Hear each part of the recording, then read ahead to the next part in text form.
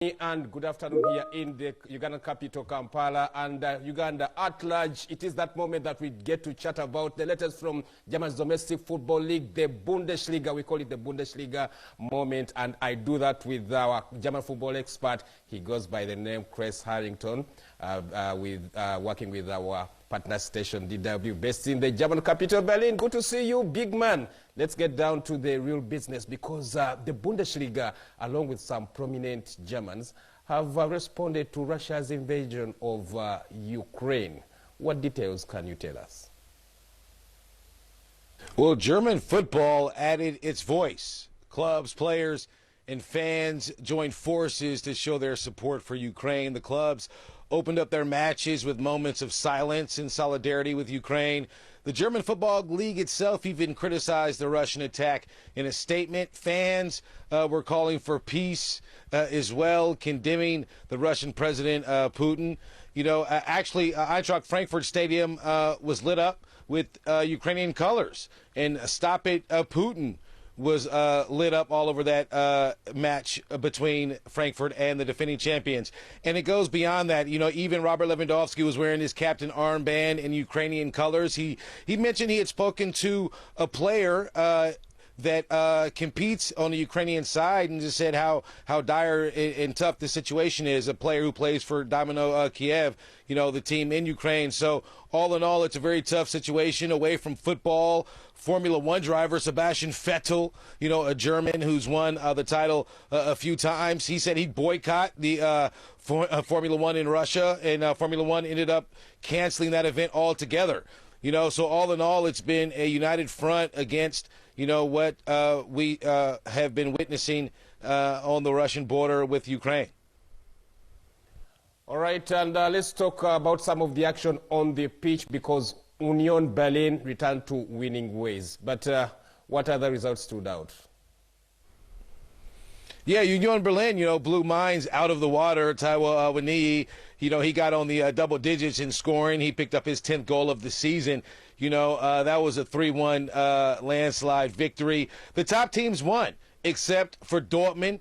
You know, Dortmund dropping points, only having one competition left, is not a good look. The Black and Yellows, they opened up the scoring. They look good. Torgan Hazard, you know, scored. You know, he hasn't been mentioned, you know, really. You know, he's been hit or miss. He only has 4 goals on the season, you know, but the opposing side was able to level, and that just drops points, you know, for them, because they're basically trying to catch up to Bayern Munich. You know, Bayern Munich was a good match. Joshua Kimmich played provider in helping them defeat Frankfurt 1-0, you know, at Frankfurt. And Kimmich, after the match, talked about how important it was, you know, getting their mentality back on track, you know, because obviously they were dipping in form lately. You know, Nagelsmann pretty much echoed that, saying that fine pass, you know, that got them the 3 points, you know, was exceptional from the midfielder at only 27 years old. You know, so all in all, Bayern Munich, you know, just added a bit more cushion because Dortmund. You know, obviously Dortmund dropping points to Augsburg, you know, is never good, especially when you're considered, you know, one of Bayern's goals were maintaining that 6-point cushion they had, and Dortmund helped them out a bit, adding 2 points to that.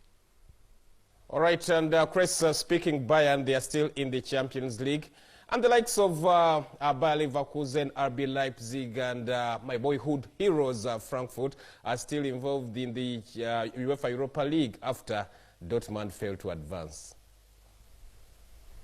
Yeah, well, in terms of the Champions League, that final was supposed to take place in Russia. That's been moved to Paris, and that'll be at the end of May. You know, Dortmund, like I said, they were dead in the water. There was no chance for them, you know, after losing at home to their Scottish opponent.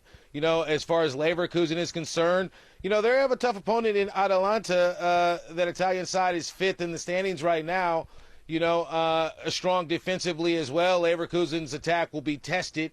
RB Leipzig, you know, they play a Russian side. That second leg is supposed to be in Russia. I doubt that'll happen on March 17th. But Leipzig are on the come up. You know, they're sitting 4th in the table right now. You know, that's one side I do think would advance and kind of carry the torch forward, you know, that they kind of set a few seasons back under Nagelsmann. But moving to Frankfurt, a club that a lot of out there enjoy to watch and are fans of. They have the Liga side Real Betis. They're 3rd in their league. I don't know if I like that matchup for Frankfurt as much. But anytime the German sides advance, obviously it's a good look for the Bundesliga. Not so good that Leipzig got booted out of the Champions League, and as did Dortmund to the Europa League. But nonetheless, teams thrive for the European competition, and it's good to see a handful of German sides still competing. Fantastic. And big man, as we call it a wrap, what else hit your radar? May I have a guess? Erling Haaland?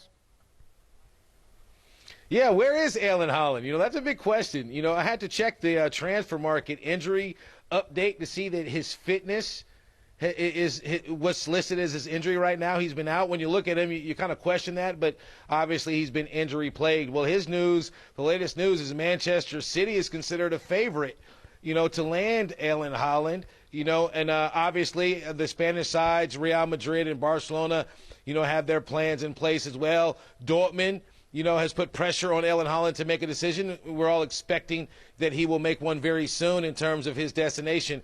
I kind of feel like maybe he's holding out. I don't even know if he'll be back in a Dortmund uniform. I mean, I don't know. We'll have to wait and see what happens. But why Manchester City? Well, according to the German media here, it's because they failed to land Tottenham striker Harry Kane last summer. So the 21-year-old Haaland might end up playing in Manchester City under Pep Guardiola. We have to wait and see. But nonetheless, I think his days at Dortmund are definitely numbered. Right, that's quite interesting, a development on Erling Haaland as well as the other developments. Thanks as always, our German football expert, Kres Harrington. Good to see you every Monday speaking everything to do with Germany. Let me deliver my vote of thanks to the entire production team in Berlin there, the likes of Uli Press and the others. Let me say, Danke schön und auf Wiedersehen.